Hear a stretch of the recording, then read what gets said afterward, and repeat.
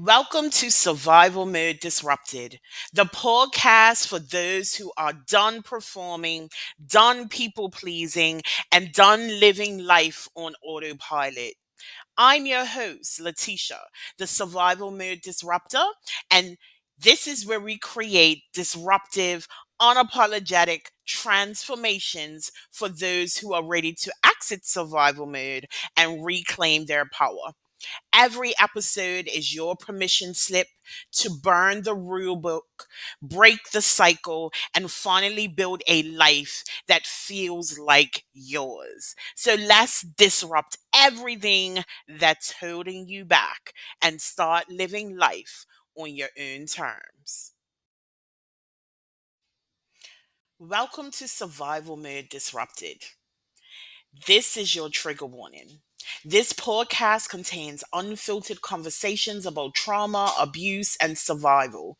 Discretion is advised. This is not therapy or medical advice, just real people sharing real stories. So please take care of yourself and pause if you need to. If this conversation hits home, grab the book Survival Mode Exit Plan, your raw, unapologetic blueprint to break free. Available now by scanning the QR code or clicking the link in the comments. Hello, and welcome back to another episode of Survival Mode Disrupted. This is your host, Letitia, the Survival Mode Disruptor, and I have with us today Zoe. Zoe, why don't you introduce yourself? Hi, so I am Zoe Michaels, and I have recently started writing books. And the funny thing is, what took me from obscurity to let me put myself out there was, of all things, being scammed. And not for the first time. It was actually my second time being scammed, which is what makes it more shocking because having been scammed once, I thought I knew what to watch for. I had been hyper vigilant. If I saw something remotely scammy, delete, it's gone. Oh, you're a scammer. But after several years passing and being in a business where I was trying to be more involved online and social networking, putting myself out there in ways I wouldn't typically choose to be out there, I responded to a message from a very normal looking person. They weren't hyper, good looking or anything. And it was a situation where I was hoping to gain his business. And it was a very professional exchange that we had. It wasn't the typical, oh, you're so pretty, you look good, flower hearts nonsense, right? It was very professional exchanges. So it was very subtle. But even at that, I had a wary eye when we spoke, and we had a lot of common ground and interesting things that he was volunteering. Not so he had to have been spying on me for a while to have a sense of what would appeal. I still had this sense like, let me just be watchful, not because of anything they said or did, but because I had been burned before. So when we had our exchanges, I actually had on my notepad where his contact information was possible scammer. I had that where I saw it every time I saw their name. I saw possible scammer because I wanted to be continue to be vigilant. And what I learned from this second experience is that, and maybe other people wiser than me know this already, but their methods change, or some scammers are far more experienced than others. Possibly they're even working as teams. But this guy, he had a very well seasoned, long length of history in his social profile. He had a mixture of men and women as friends. There was just no obvious signs, which is part of why I fell for it. So that was really an eye opener. And they worked so slowly. A lot of scammers, they can't wait to, get you in there, get you some money going their direction. This guy took it slowly, super slowly. And I have since learned because of my experience. So here's where we're at. So I reached a point where, of course, they were siphoning funds from me. And I'm thinking, okay, how am I going to make my bills? How can I earn money? What can I do here? And so that's when I pulled my stories that all my imaginations and I decided to go public with my stories. I've since written 4 books. This one is the 4th one. Trying to get some stories out there, hopefully generate some income from it. And I forget where I was going with this thought process here. Um, at any rate, it led me to down that path. So when I realized finally, that I had been scammed, I went back because it does kind of mess with your senses like, okay, how did I go from being vigilant to suddenly I have been the victim of this manipulator? So I decided to trace back all the conversations and the history and the other people I interacted with that were involved in this and create a timeline and then reverse engineer that and then mostly to make myself feel better because I don't feel like I am someone who's dumb. I feel like I have at least some degree of intelligence, but like, well, why did I still fall for that? And so by doing my reverse engineering, researching, I came to understand that it's, you know, not only this is the way manipulators work, but also, okay, how do they work in each of these scenarios? And with that, I decided that I was going to write a book. Now, there are already other books out there, people with their experience of being scammed. And there's so much value in sharing your story. We'll talk about that later.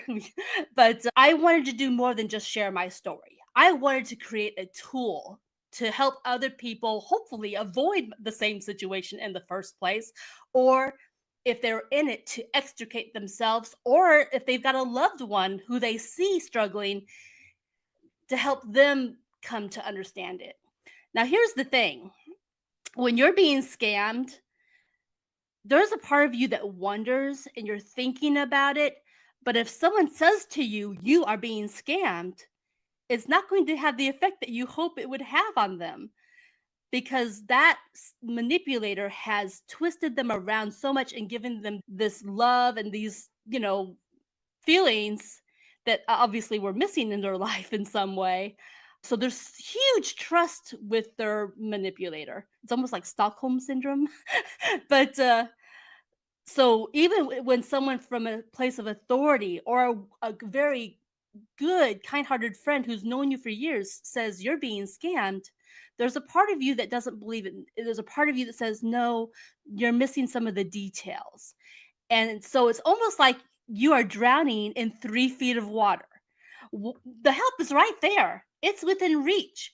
But that manipulator has you so turned around and so twisted that you think you're out in the deep ocean, that you are drowning. And all you have to do is stand up. But someone has to help you understand, okay, all you have to do is stand up. So, one of the tools I wanted to provide, aside from the dialogue explaining each of these scenarios from the viewpoint of the scammer and then from the viewpoint of the person being scammed, I also wanted to create questionnaires. And I created a questionnaire for the person who might be scammed so that they could help answer their own questions and come to the conclusion on their own, much as you might like do for someone who is perhaps dealing with drug or alcohol. They have to come to that conclusion on their own that, oh, I have a problem. It's much the same with someone who's being scammed because ultimately they are the only one who can help themselves. They're the only one who can stand up in that 3 feet of water. So I created a questionnaire for them, and in fact posted it on my blog yesterday because I think that they should have access to that tool even if they don't read my book. I want them to have a resource.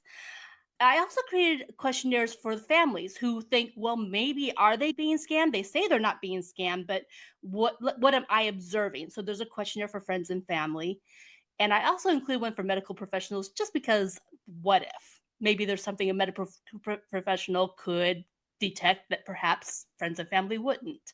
So this is where we're at. That's kind of the gist of what I've been up to.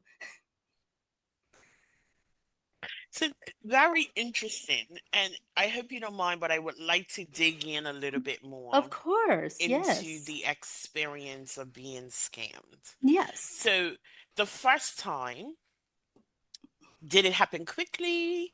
What was your response to it? What Mhm. what did they manage to scam you out of? Right. And then you've explained that like the second time you're very hyper vigilant. Mhm. Um, but what was the result of how you felt once you realized that you had fallen for that trap again? Right.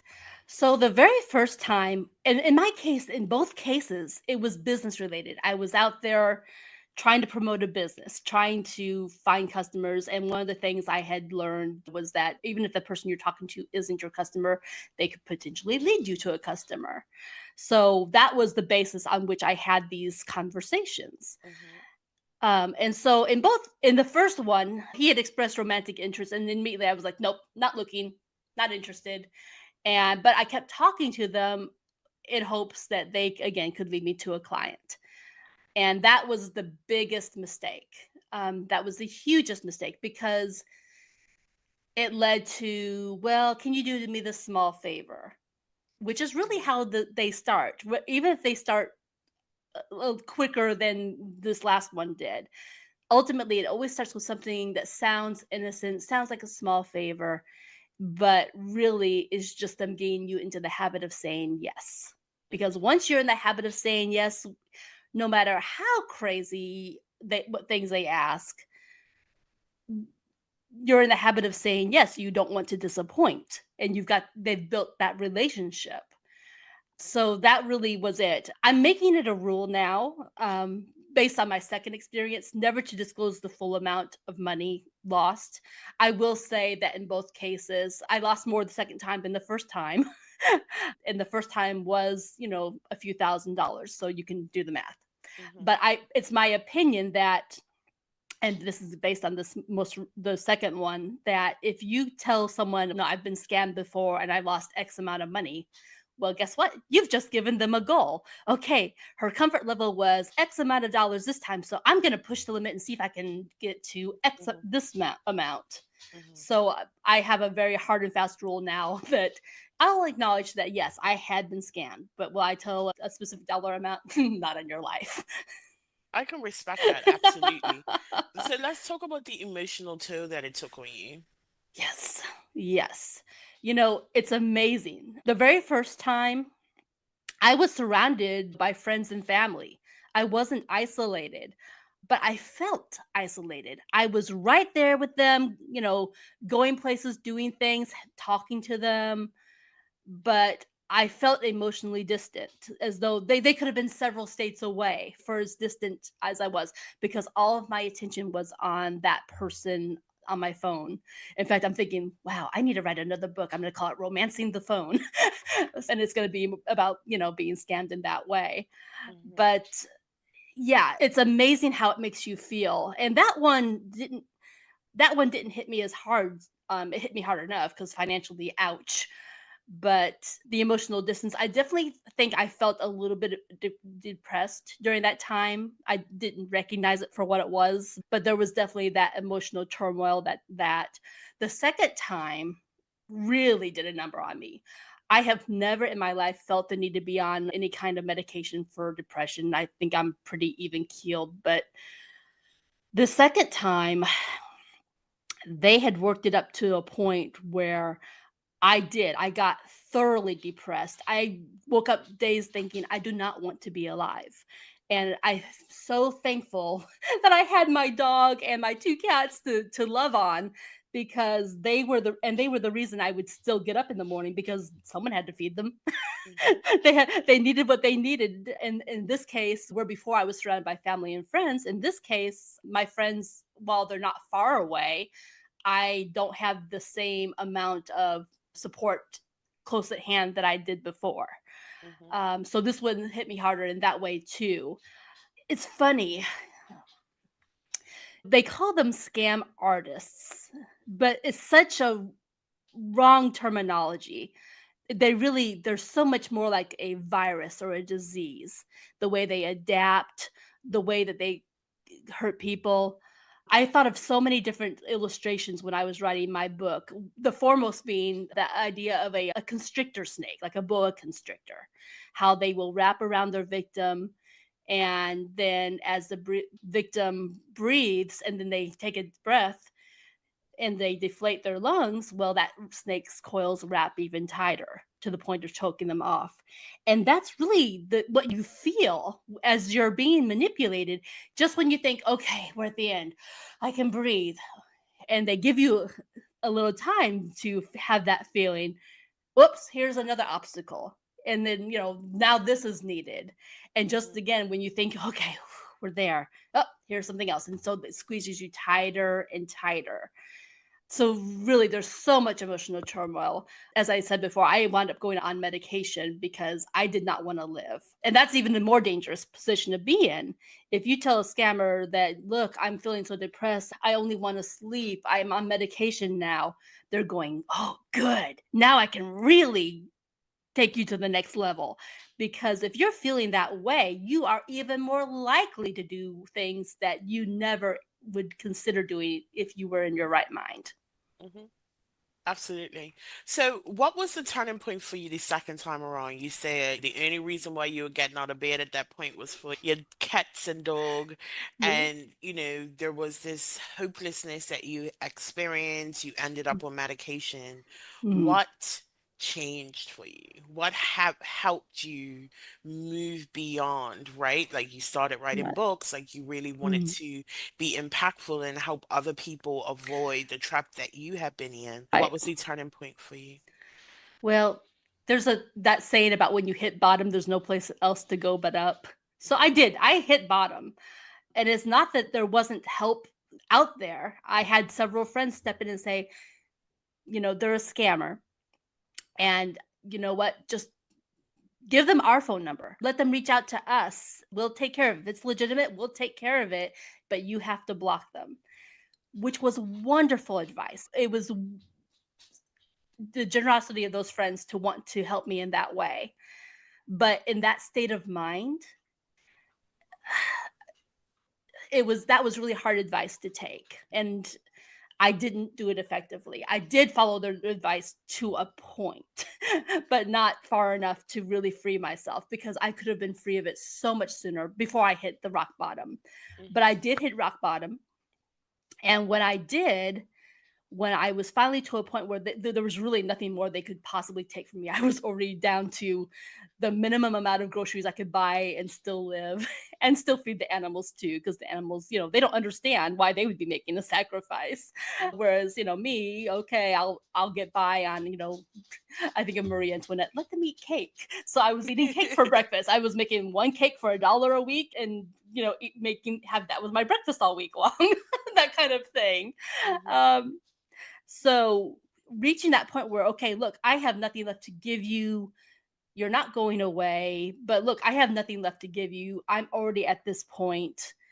And I had, there had been a hint of romance at one point in that second scam, but it was like a flash in the pan. It was more about okay, you are my fellow human being. You are in this desperate situation. I'm going to try to help you, which was where I was at when my friends tried to step in to help me. If he's truly in this desperate situation, here's the resources. And I just, I couldn't walk away. I didn't feel like I could walk away while someone, a fellow human being, was in that space. And I would have felt that way, man, woman, wouldn't have mattered. It was about, oh my goodness, no one should be treated the way that you appear to be treated right now. mhm, Um, so hitting rock bottom when I had no money left, where I had it, couldn't even pay my utilities. I was not able to truly be a responsible adult and do the things I had done prior to this whole situation. That was rock bottom. And that was when I finally did. I had been fed up with the whole thing for months, but that was like that was it. Okay, we're done. Everything I've jumped all these hoops. You still are, causing problems, even though you escaped out of that horrible tragedy situation, and now you've got a new set of things for me. So that was when I once and for all cut them off.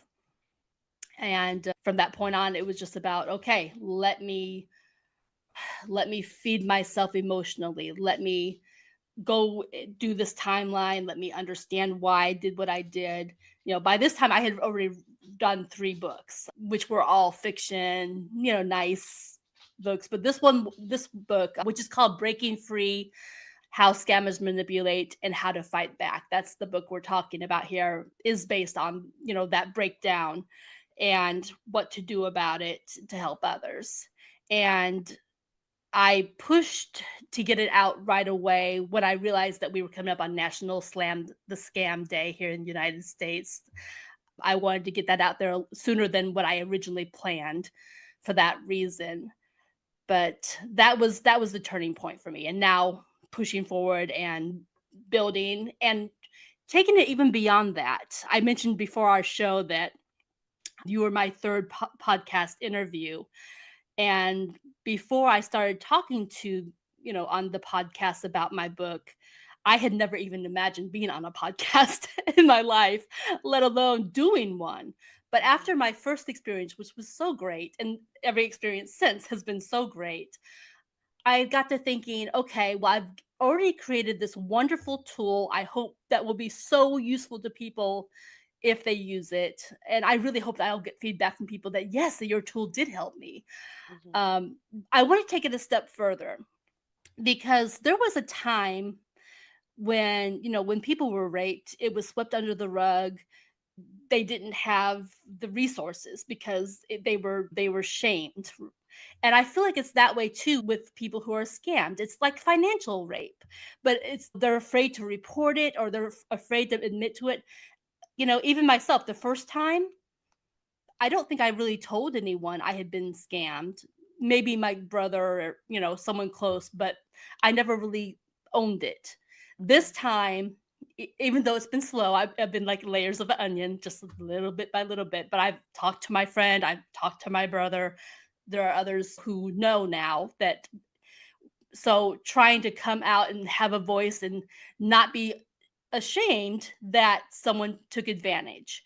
And Mhm. I want to give that same opportunity to people in a podcast, because there's no such thing right now where people have a voice to explain, okay, this is what happened to me. This is how I felt by the person who manipulated me, but this is also how I felt by the people who tried to help me. And I'll give you, for instance, there's like this distortion. You hear the words clearly, but they get distorted, the meaning. So when I was in the midst of my situation and had talked to people to help me out, and they said, We believe you're being scammed." I heard those words. These were the same people who offered, well, give them my contact number. But what I heard internally is, well, no one but someone with bad intentions could ever love you. That's what I heard internally. And it was very hurtful. And I know my friends had no intention to hurt me. That was the furthest thing from their mind. I believe that if they heard this podcast, they would be shocked to know that's what I heard in my head based on what they said.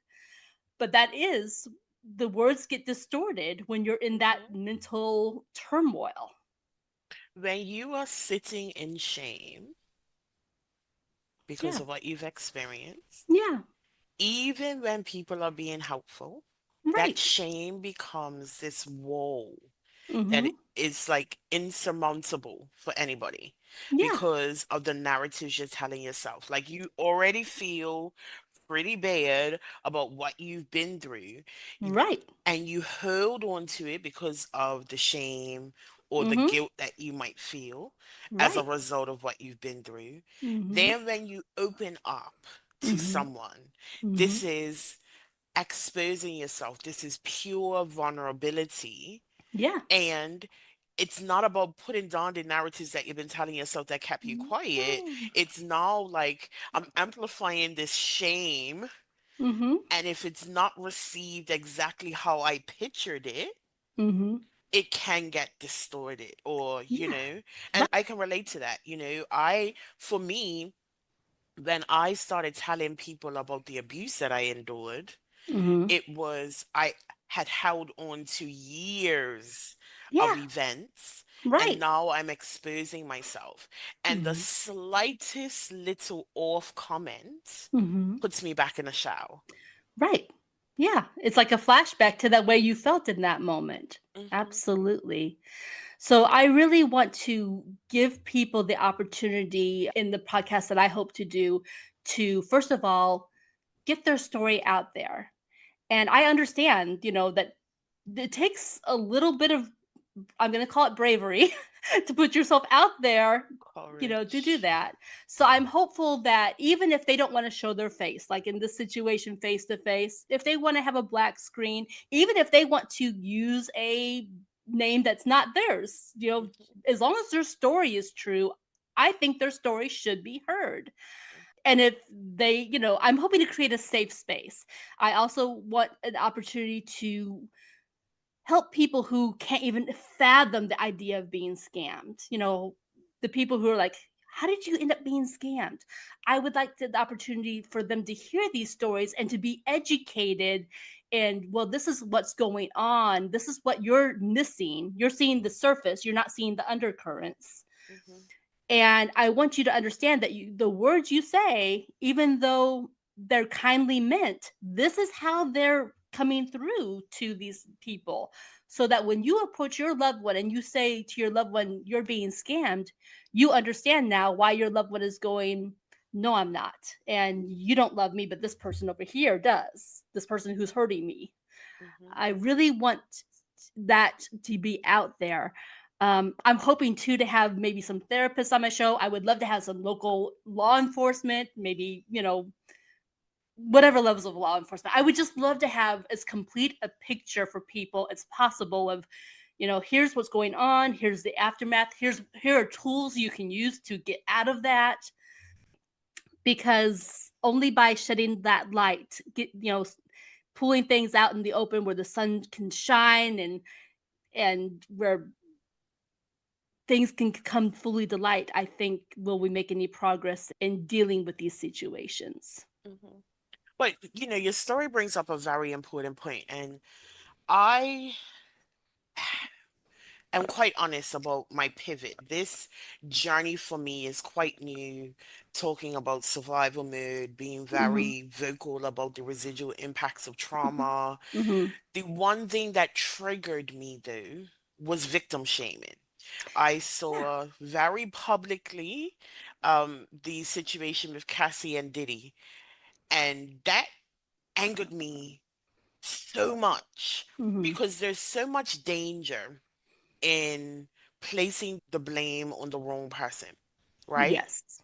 Right. Um, I wrote a post on Facebook a while ago and I said that victim shaming is abuse too.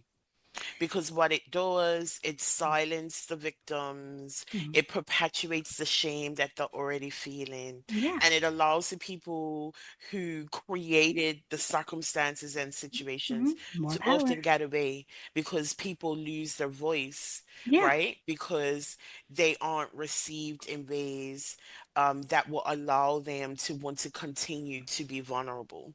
I Right. think it's very important for listeners to understand that even if you don't understand the circumstances under which someone is experiencing trauma, Mhm. experiencing Mhm. these feelings of low self-worth and shame Mhm.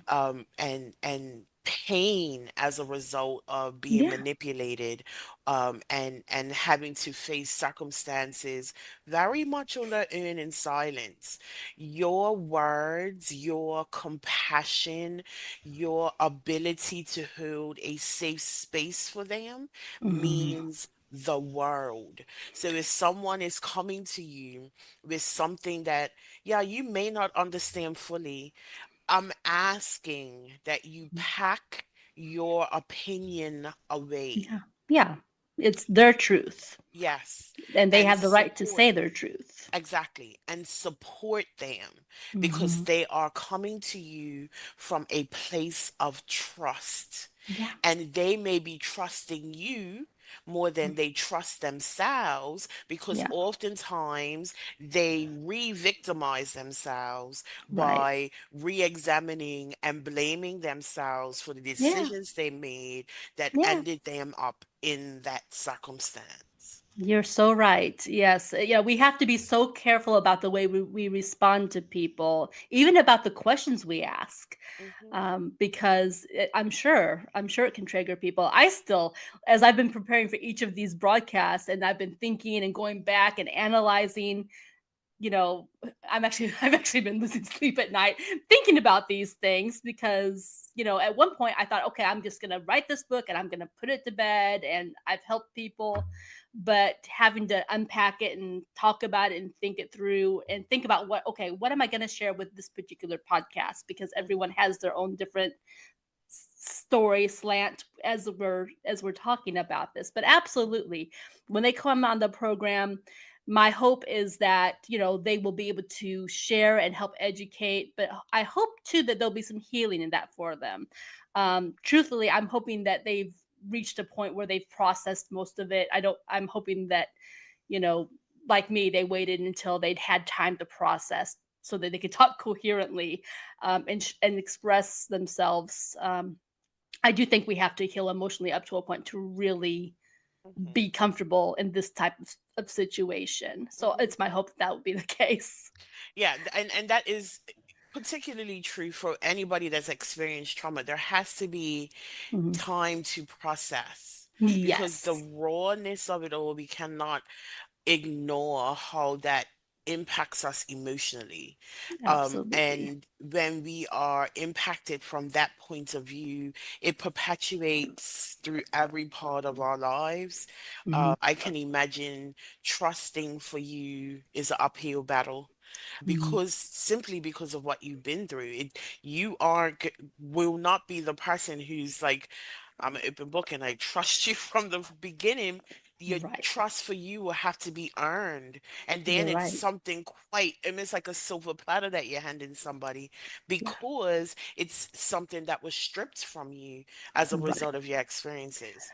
Well, and even more than that, I even trusting myself Mm, is a challenge. I have come to the conclusion now that I need a keeper. mhm, So I'm appointing my best friend as my keeper. From this point on, if there's something that's, questionable, even close to these things I've experienced, I'm going to be tagging my friend or my brother, my two closest, most relied upon people, because they think so clearly and so strategically. My sister's wonderful too, but these are the people that I usually look to for strategy. mhm, Um, and I want to be able to hear, okay, what do you think? This is what I'm thinking, but am I thinking right? Because now, after these two bad experiences, I don't know that I trust myself to, hope to project myself the way that I once thought I could. mhm, So, for certain, I'll be leaning on them more just to ensure that should that ever arise again, where I'm gonna just break one of my rules, before I break that rule, hey, my friend so and so, or my brother so and so, what do you think of this scenario? Is it worth it? And I know full well what the answer is going to be. They're going to say no, but I mhm, still want to hear them say it. mhm. And it's very interesting you say that. Like one of the journeys beyond our trauma Mhm. is that process of trusting ourselves again, Yeah. Yeah. and it takes a lot of work. Yes. Um, Especially if the experience has happened more than once, because then it Yeah. definitely puts our decision making process into question. And I mean, Right. anybody that goes through things that Mhm. um, changes the way that they see themselves will Right. result in having to spend some time re-examining what trust looks like for them. Right. Zoe, I really enjoyed this conversation. Yeah. Thank you so much for coming on today and sharing your experience. Yeah. Now tell us how we can connect with you online. Thank you. So I do have a website, and it's just, zoemichaels.com. I kept it simple. I also have a Facebook page. I actually technically have two Facebook pages, but I'm trying to get everyone over to the new one. The original Facebook page was just Zoe Michaels, but now it's Zoe Michaels The author, author. which is the Yes. professional one that I'm trying to get everyone moved over to. So if you're currently on Zoe Michaels, please switch over to Zoe Michaels author so I can get rid of the old Facebook page. Um, and be sure to keep up with my blog. On my blog, it, this video will be also linked as well as other videos that are tied in with my books. But all my contact information is on my website, zoemichaels.com. Okay, and we will put all of that information in the show notes. So before we wrap it up, Zoe, one key takeaway for the audience. Trust your instincts. If you think you are being scammed, I guarantee 99% you are being scammed. If you're not sure, find someone you trust. Please, if not, if you don't have anyone you can trust, or even if you do, I have that assessment for free on my blog. Please, please answer the questions, answer them honestly, and then make an informed decision. So if you don't do anything else, at least take what I'm giving for free. Yes, audience, trust your instincts and definitely check out those resources that are available through Zoe's website. So thank you again, Zoe, for your time. Thank you, listeners, for catching another episode of Survival Mode Disrupted. And I just want to remind you, you were not built to break. You damn sure were not built to just survive.